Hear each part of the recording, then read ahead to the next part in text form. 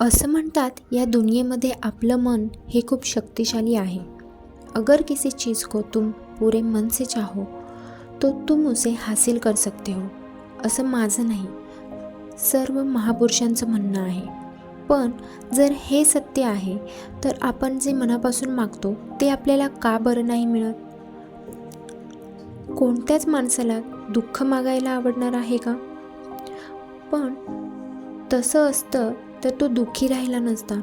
प्रत्येक माणूस हा मनापासून यशस्वी होऊ इच्छितो, खूप पैसा कमवू इच्छितो, पण तरीसुद्धा तो यशस्वी नाही होत। चला तर मग आजच्या व्हिडिओमध्ये मी तुम्हाला गौतम बुद्धांची अशी गोष्ट सांगणार आहे ज्यामध्ये तुम्हाला असा मंत्र मिळेल की आपल्या मनाकडून कोणतंही काम कसे करून घेतलं जातं, कसे त्याचं बीज मनात पेरलं जातं, या गोष्टीतून तुम्हाला मी सांगणार आहे।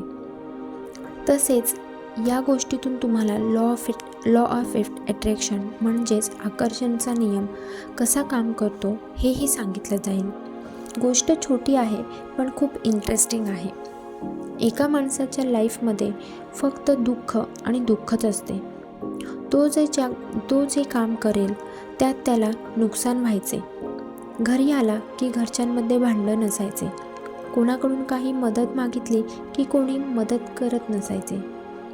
असं वाटत होतं चारही बाजूने त्याच्यावर दुःखाचा डोंगर कोसळलेला आहे। त्याला समजत नव्हते की या दुःखातून बाहेर कसे पडायचे। या दुःखातून बाहेर पडण्यासाठी तो दिवस रात्र विचार करायचा। कधी त्याच्या मनात आत्महत्या करायचा विचार यायचा, पण आपल्यानंतर आपल्या कुटुंबाचं काय होईल या विचाराने तो हे पाऊल उचलू शकत नव्हता।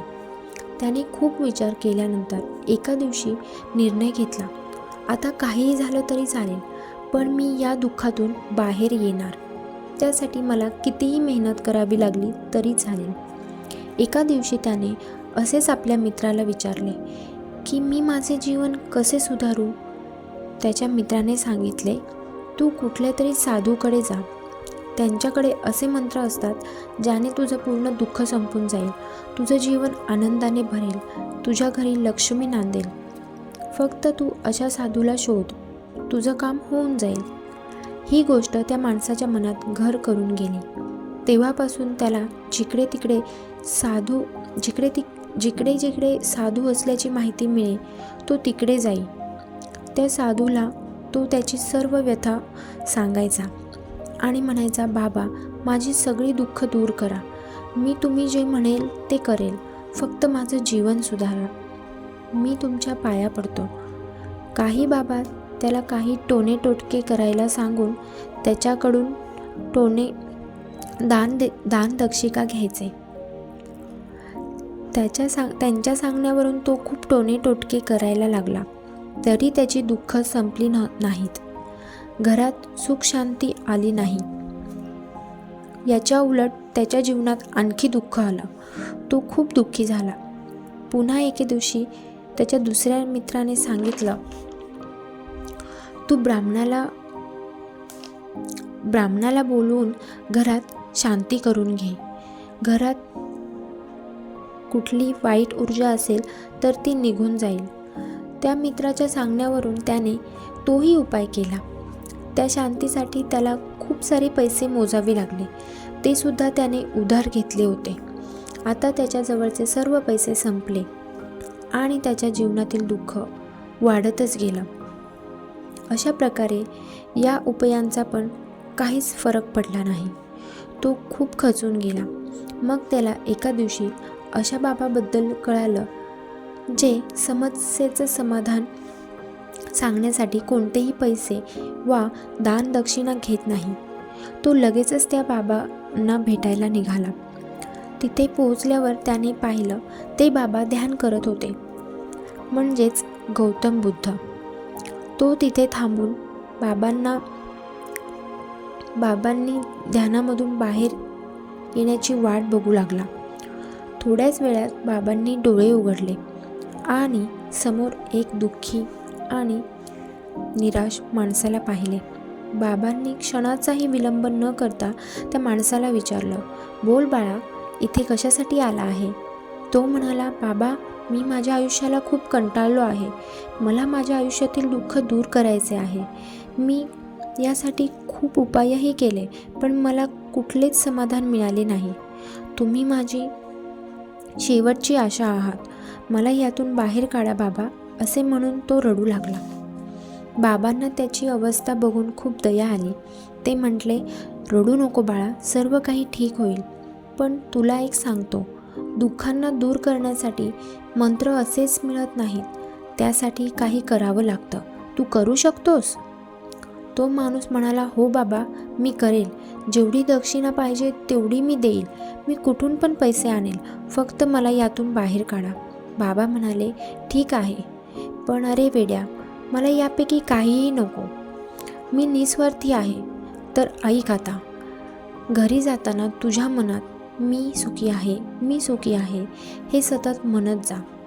आणि लक्षात ठेव, हे शब्द मनातल्या मनातच असायला हवे, ओठांवर आली नाही पाहिजे. तो माणूस ठीक आहे बाबा असं म्हणून तिथून जाऊ लागला.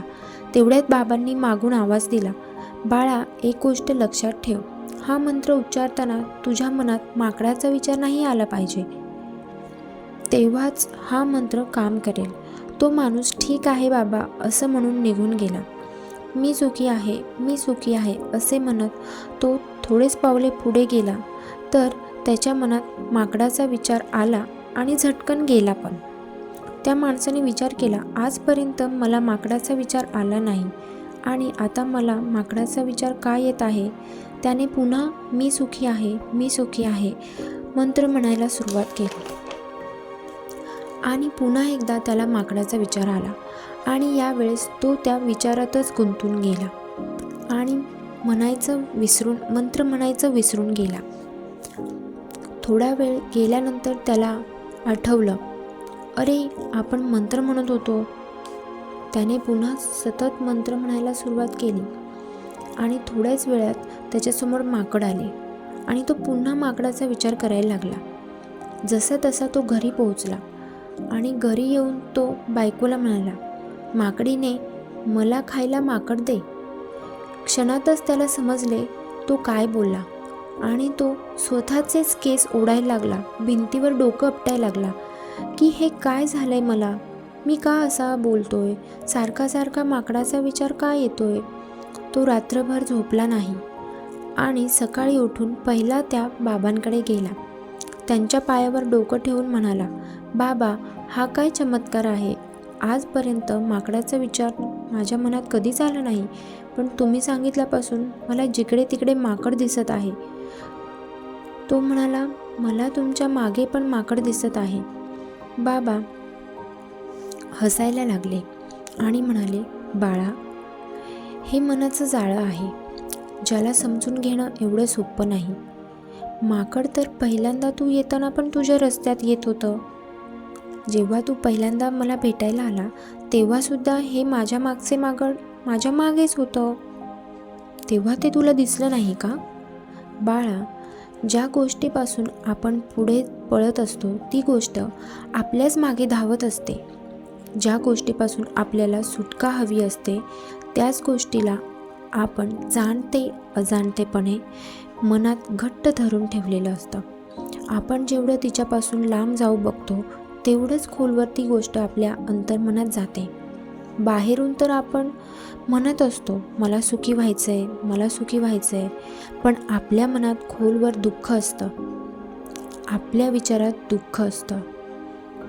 त्यामुळे आपल्याला फक्त तोंडाने मी सुखी आहे, मी सुखी आहे असं सतत म्हणल्याने सतत त्या मनात तो मंत्र जातो आणि तो मंत्र सारखं बोलल्याने तो विचार सारखा आपल्या डोक्यात राहतो आणि आपल्या अंतर्मनात जातो.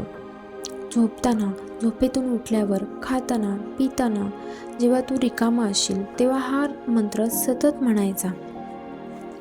ज्याने हा मंत्र काम करेल. ह्यालाच एका प्रकारे आपण आकर्षण म्हणतो. म्हणजे ज्याचा आपण विचार करतो तेच आपण आपल्याकडे आकर्षित करतो. ते एकच वाक्य सतत बोलत राहायचं. पुढे बाबा बोलतात, हे बघ, हे इतकं सोपं आहे. तुला आता सांगतो, तू नेहमी म्हणत आलास मी दुःखी आहे, मी दुःखी आहे, त्यामुळे तुझं दुःख वाढत गेलं. आता यापुढे तू हे म्हणत राहा, मी सुखी आहे, मी सुखी आहे, तर तू खरंच सुखी होशील. पण तो विचार तू अगदी मनापासून केला पाहिजे, अगदी अंतर्मनात गेला पाहिजे. आता तू यातून हे सगळं तू केल्यावर तू यातून नक्कीच बाहेर पडशील, असं म्हणून बाबा पुन्हा ध्यान करायला बसले आणि तो माणूसही तिथून समाधानाने गेला. तर मित्रांनो, यातून आपल्याला हे शिकायला मिळालं की आपण जसा विचार आपलं जीवन बनवतो. त्यामुळे तुम्ही सुद्धा या मंत्राचा फायदा करून घ्या आणि खुश राहा. चला तर मग आजचा व्हिडिओ इथेच संपवते. भेटूयात नवीन व्हिडिओमध्ये. तुम्हाला जर माझे व्हिडिओ आवडत असतील तर व्हिडिओ लाईक करा आणि छान अशी कमेंट करा. चलो बाय. आणि हां, चॅनलला सबस्क्राईब करायला विसरू नका. खुश राहा.